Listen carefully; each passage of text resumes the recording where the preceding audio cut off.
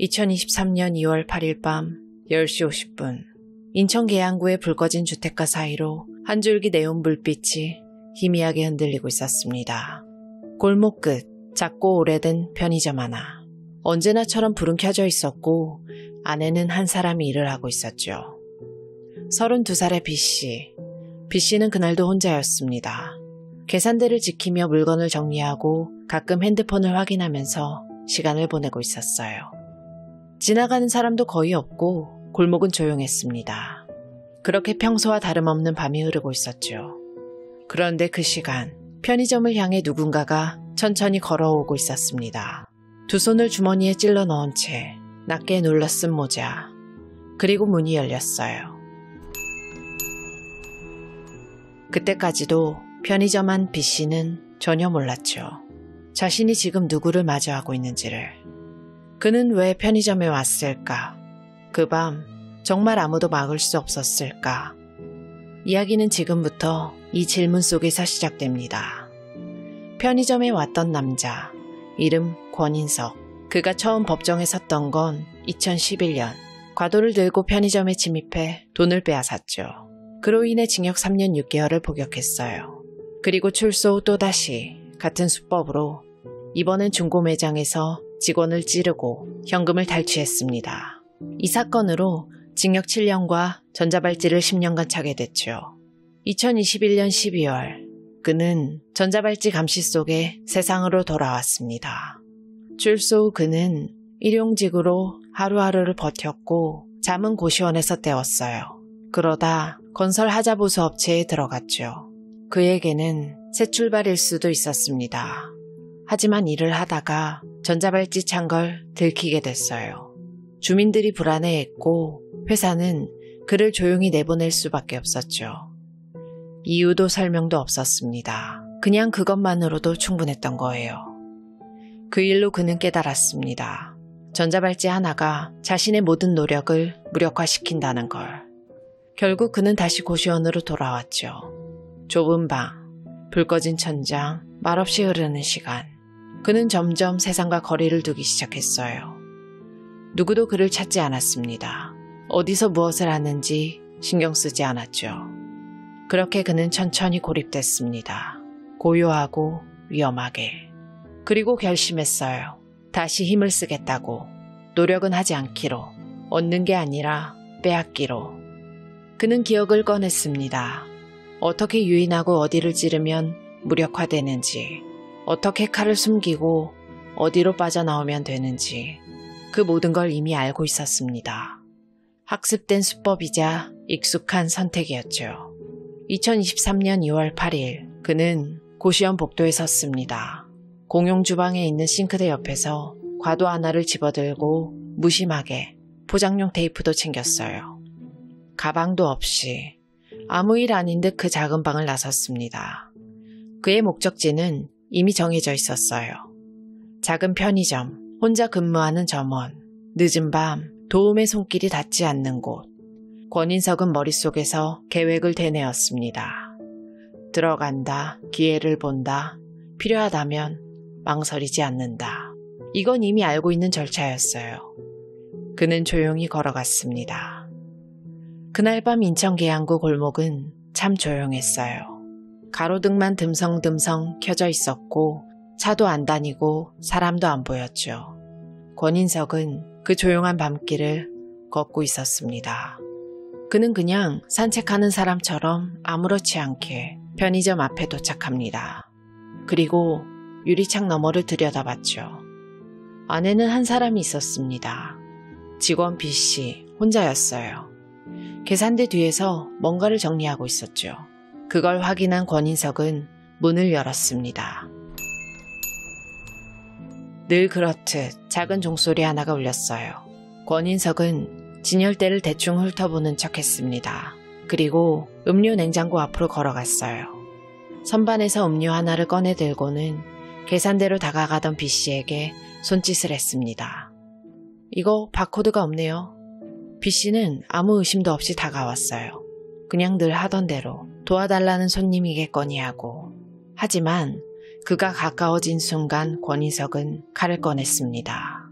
왼손으로 주머니를 열고 그 안에서 과도를 꺼냈고 오른손으로는 B씨의 옷을 확 낚아챘어요. 그리고 그 칼끝을 B씨의 목에 들이댔습니다. 순간 숨이 멎었죠. B씨는 깜짝 놀라 팔로 밀쳐냈지만 권인석은 주저하지 않았어요. 바로 복부를 찔렀습니다. 칼날이 그대로 파고들었어요. B씨는 비명을 지르기도 전에 비틀거리며 뒷걸음질 쳤고 권인석은 그를 꽉 잡은 채 한마디만 툭 내뱉었습니다. 창고로 가. 그 말 한마디에 B씨는 피를 흘리며 비틀비틀 창고 안으로 몰려갔어요. 그렇게 문이 닫혔습니다. 그 안엔 숨소리만 남았죠. 차가운 공기, 좁은 공간, 그리고 그 한가운데 피해자 B씨가 쓰러져 있었습니다. 복부엔 깊게 찔린 자국, 피는 멈추지 않고 흘렀어요. 하지만 그는 아직 살아 있었습니다. 숨이 가빴고 의식은 흐릿했지만 정신은 놓지 않았어요. 그는 그 안에서 혼자 버티고 있었습니다. 그리고 마지막 힘을 모아서 입을 열었어요. 살려주세요. 정말 작았어요. 거의 들리지 않을 정도였죠. 하지만 그 말은 너무 분명했습니다. 살고 싶다는 의지, 누구든 누구 하나라도 들어주길 바랐던 외침. 그리고 그 소리를 권인석은 들었습니다.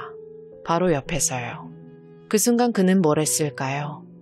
아무것도 하지 않았습니다.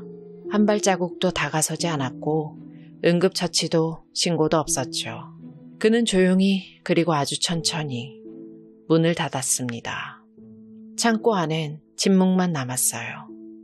권인석은 그냥 계산대로 걸어갔습니다. 손엔 피가 묻어 있었지만 전혀 개의치 않았죠. 금고를 열었고 돈을 꺼냈습니다. 현금 20만 원. 그게 한 사람의 마지막 순간과 맞바꾼 금액이었습니다. 그 시간에도 창고한 B씨는 버티고 있었어요. 손끝을, 발끝을 작게 떨면서 말이죠. 하지만 그를 도와줄 수 있는 사람은 아무도 없었습니다. 이후 권인석은 다시 편의점 문을 열고 나갔어요. 뒤돌아보지도 않았습니다. 그렇게 밖은 다시 조용해졌죠. 마치 아무 일도 없었던 것처럼. 편의점에서 나온 권인석, 그는 당황하지 않았어요. 오히려 자기가 다음에 뭘 해야 하는지 이미 알고 있는 사람처럼 움직였죠. 그는 곧장 근처 아파트 단지 쪽으로 향합니다. 그리고 거기 있는 공용 쓰레기장 앞에 멈춰섰어요. 잠시 주변을 살폈고요. 곧 관리실 근처에서 낡은 가위 하나를 찾아냈습니다. 그리고 아무렇지 않게 쪼그려 앉았죠. 그렇게 가위로 전자발찌 줄을 자르기 시작합니다. 하지만 쉽게 잘리진 않았어요. 몇 번을 방향을 바꿔가면서 손에 힘을 줬습니다. 그리고 뚝 전자발찌가 끊겼죠. 그는 그걸 쓰레기 더미 안에 던졌습니다.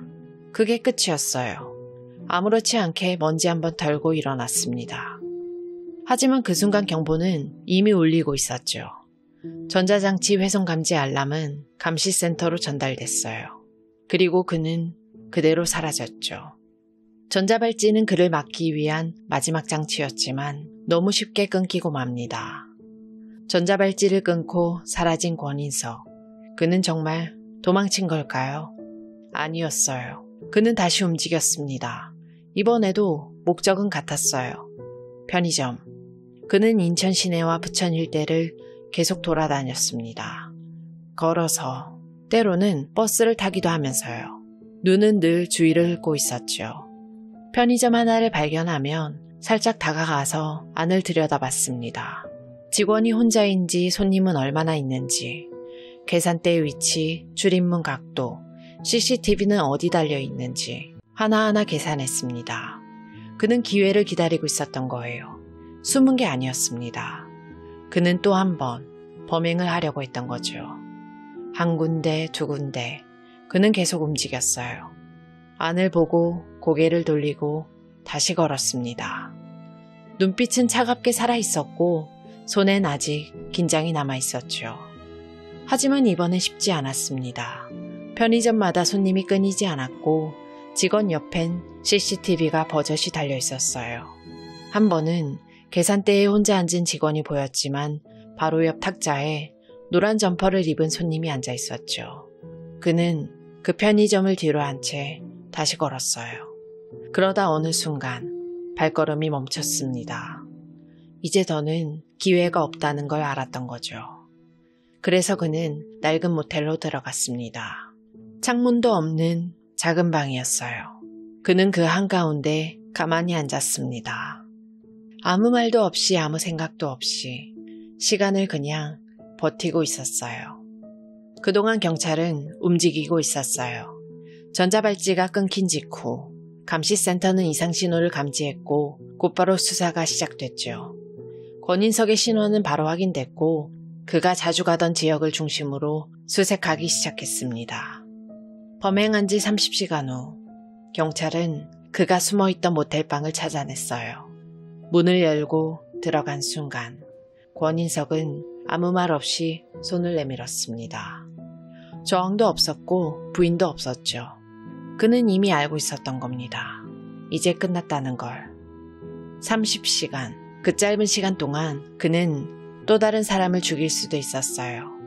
그는 멈춘 게 아니라 기회가 없었던 것뿐이었죠. 체포된 권인석은 곧장 법정에 섰습니다. 그리고 가장 먼저 꺼낸 말은 이거였어요. 죽일 생각은 없었습니다. 그냥 돈이 필요했을 뿐이에요. 그는 끝까지 말했습니다. 칼은 겁만 주려고 했던 거고 피해자가 저항하니까 그랬다고, 기억이 잘 나지 않는다고도 했습니다. 말은 그렇게 했어요. 근데 그가 보여준 행동은 정말 그랬을까요? 법은 그렇지 않다고 봤습니다. 1심 재판부는 하나하나 짚었죠. 과도를 미리 준비했다는 점, 테이프까지 챙겨왔다는 점, 직원이 다가오자 바로 복부를 찔러 제압했다는 점, 제압한 뒤에도 창고로 밀어넣고 목을 2차례나 세게 내리찍은 점, 그 모든 과정에서 피해자는 피를 흘리며 살려달라고 했다는 점, 그리고 그 말을 듣고도 구호 없이 문을 닫고 나간 점, 그 사이 금고를 열어 현금 20만 원을 훔쳐 나간 점, 그 순간까지도 피해자는 살아있었습니다. 근데 그는 끝까지 외면했죠. 재판부는 이건 계획된 살인이라고 판단했어요. 그리고 그 판단은 무겁고 단호했어요. 무기징역. 그게 1심의 결론이었습니다. 하지만 권인석은 받아들이지 않았어요. 저는 정말 그런 의도가 아니었어요. 죽이려고 했던 건 아니었어요. 다시 한번 그는 항소했습니다. 2심에서도 말은 같았어요. 하지만 결과는 같지 않았죠. 2심 재판부는 오히려 더 단호했습니다. 권인석은 예전에도 같은 방식의 강도상의 전력이 있다. 그때도 가도를 들고 사람을 찔러서 물건을 빼앗았다. 이번 사건은 그 기억 위에 더 정교하게 덧입혀진 범죄다. 흉기 준비 방식, 반복, 도주 계획, 전자발찌 훼손까지 모든 게 사전에 계산된 행동이었다. 그리고 결정적으로 살려달라는 피해자의 말에도 아무런 구호를 하지 않은 건 살해의 의도 그 자체다. 그날 피해자는 마지막까지 살아있으려고 애썼습니다. 움직였고 떨었고 말했죠. 살려주세요. 하지만 그는 철저하게 외면했어요. 결국 권인석은 1심과 같은 형을 받았습니다. 무기징역, 거기에 전자발찌 추가 부착 20년. 이 사건은 단순한 강도살인이 아니었습니다. 그보다 더 크고 무거운 질문 하나를 우리 모두에게 던졌죠. 전자발찌를 채웠다면 정말 안전한가? 권인석은 전자발찌를 차고 있었습니다. 그건 그가 과거에 저질렀던 범죄로 징역 7년을 살고 나온 뒤 법이 그에게 건 최소한의 감시였어요. 10년 동안 어디를 가든 그의 위치는 추적되고 있었죠. 그날 밤도 마찬가지였습니다. 전자발찌를 찬 채 권인석은 편의점에 들어갔고 칼을 꺼냈고 한 사람을 향해 휘둘렀어요. 심지어 그 전자발찌를 직접 끊고 도주했습니다. 그 과정에서 경보는 울렸어요. 전자장치 훼손 감지. 신호는 감시센터로 정확히 전달됐지만 그게 전부였습니다. 그 누구도 그 현장을 막지 못했죠. 그 시간 피해자는 창고 안에서 피를 흘리고 있었어요. 살려달라는 목소리를 냈고 겨우 숨을 붙잡고 있던 그 순간 전자발찌는 그를 지켜주지 못했어요. 왜냐면 시스템은 단지 보고만 하고 있었거든요. 감시는 했지만 멈추게 하진 못했죠.